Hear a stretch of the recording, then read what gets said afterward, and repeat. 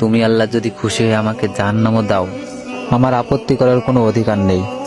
আল্লাহ বলতেছে, বান্দা, জাহান্নামে গেলে তুই পুড়ে যাবি, তোর কষ্ট হবে।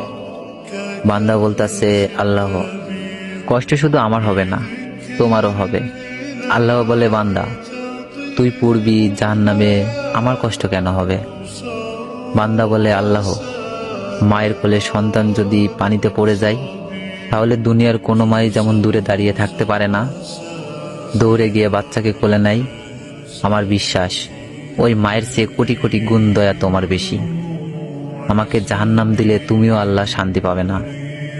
আল্লাহ বলে, বান্দা, এই দলিল তুই কই পাইলি?